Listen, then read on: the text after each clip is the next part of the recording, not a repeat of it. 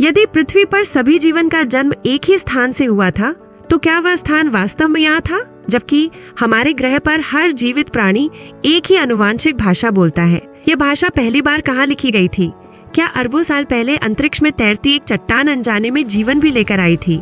शायद पृथ्वी जीवन का जन्म स्थान नहीं थी, बल्कि केवल एक स्टेशन थी जहाँ जीवन ने विश्राम किया था। पेंसपर्मिया इस असहज संभावना को केंद्र में रखता है और मानवता के सबसे पुराने सवाल को फिर से पूछता है, क्या जीवन हमारा है या हम केवल इसके मेजबान हैं? मानव इतिहास के अधिकांश हिस्से में जीवन की उत्पत्ति पृथ्वी तक ही सीमित रही। आदिम सागर, विद्युत आवेशित वातावरण और रासायनिक मिश्रण इस कहानी की मुख्य पृष्ठभूमि माने गए। हालांकि यह कथा जीवन की हैरान करने वाली तेजी और जटिलता तथा विकास की शुरुआती अवस्थाओं को पूरी तरह समझा नहीं सकी। इसी बिंदु पर एक अलग विचार उभरा, जिसने हमारे दृष्टिकोण को ग्रह से सार्वभौमिक स्तर तक बढ़ाया। पेंसपर्मिया सिद्धांत ने ध्यान जीवन की उत्पत्ति से हटाकर इसके विस्तार पर केंद्रित किया, जिससे सभी ज्ञात सीमाएं विस्तृत हो गईं। पेंसपर्मिया का अर्थ है बीजों का हर जगह फैला होना। इस दृष्टिकोण के अनुसार जीवन के रचनात्मक घटक या सूक्ष्म जीव स्वयं गहरे अंतरिक्ष में यात्रा कर सकते हैं और अनुकूल परिस्थितियों वाले ग्रहों पर बस सकते हैं। ये दृष्टिकोण पृथ्वी को जीवन के केंद्र से हटाकर एक बहुत बड़े ब्रह्मांडीय श्रृंखला की कड़ी बनाता है। फिर भी यह एक अनिवार्य सवाल उठाता है, अगर जीवन का आरंभ पृथ्वी पर नहीं हुआ तो पहली चिंगारी कहाँ प्रकट हुई? पेंसपर्मिया इस सवाल का सीधा जवाब नहीं देती। इसके बजाय यह जांचती है कि क्या ब्रह्मांड में जीवन का विस्तार एक प्राकृतिक प्रक्रिया है।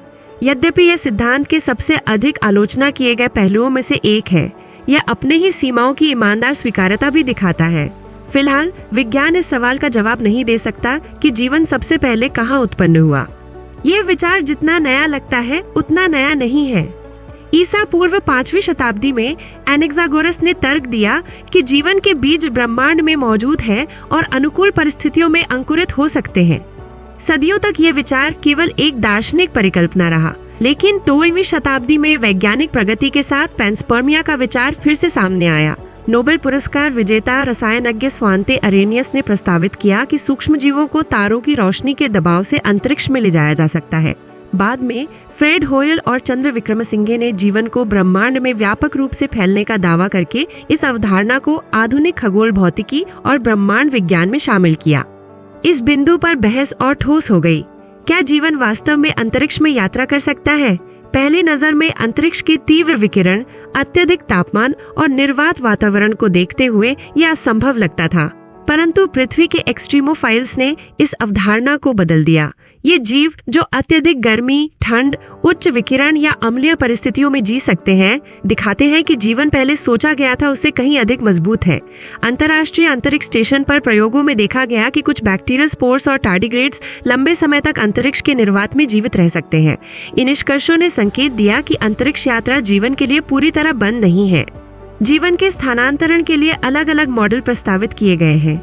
एक विचार है कि जब ग्रहों की टक्कर के दौरान चट्टानों के टुकड़े अंतरिक्ष में निष्कासित होते हैं, तो वे सूक्ष्म जीवों की रक्षा करके उन्हें अन्य ग्रहों तक पहुंचा सकते हैं, और यह इस प्रक्रिया के सबसे मजबूत उम्मीदवारों में माना जाता है।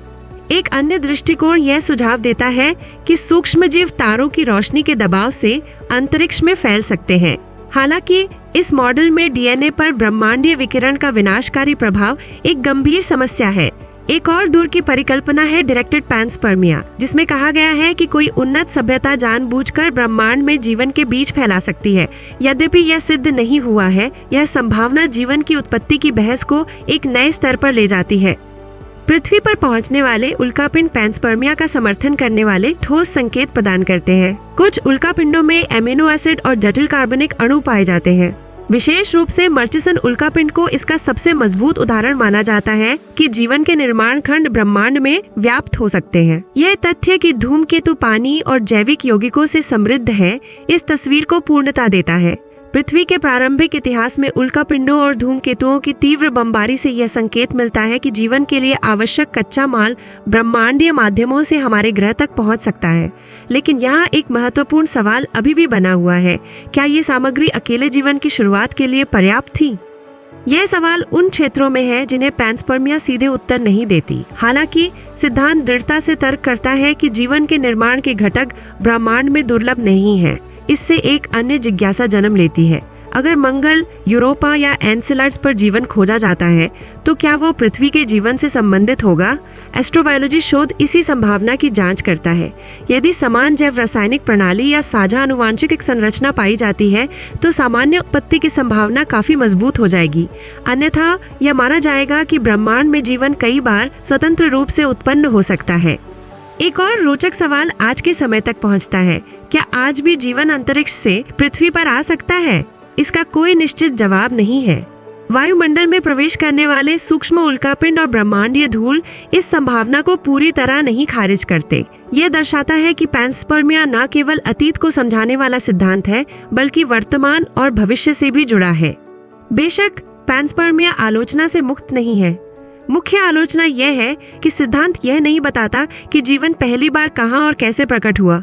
लंबे अंतरिक्ष यात्री के दौरान ब्रह्मांडीय विकिरण से डीएनए की क्षति का खतरा भी एक गंभीर मुद्दा माना जाता है। हालांकि पैंस्पर्मिया इन अनिश्चितताओं को नजरअंदाज नहीं करता, बल्कि यह खुले तौर पर उन सवालों की ओर इशारा करता है जिनका विज्ञान ने अब तक उत्तर नहीं दिया है। अंत में पैंस्पर्मिया एक शक्तिशाली दृष्टिकोण प्रस्तुत करता है जो मानवता को ब्रह्मांड के केंद्र से हटाकर बड़ा दृष्टिकोण देता है। इस विचार के अनुसार जीवन कोई दुर्लभ चमत्कार नहीं है, बल्कि एक ब्रह्मांडीय प्रक्रिया है जो अनुकूल परिस्थितियों में उत्पन्न हो सकती है। यदि यह विचार सत्यापित हो जाता है तो पृथ्वी केवल जीवन का मंच नहीं रहेगी, बल्कि एक सार्वभौमिक श्रृंखला की एक कड़ी होगी। शायद असली सवाल यह है, इस विशाल ब्रह्मांड में क्या जीवन वास्तव में केवल यहाँ ही विकसित हुआ, या हम केवल अंतिम हैं जिन्होंने इसे देखा? और भी विचार उत्तेजक सामग्री के लिए लाइक करें, हमारे चैनल को सब्सक्राइब करें और नीचे कमेंट्स में अपने विचार साझा करें। क्या आप मानते हैं कि जीवन की उत्पत्ति पृथ्वी है या ब्रह्मांड का कोई और कोना? आइए कमेंट्स में मिलते हैं।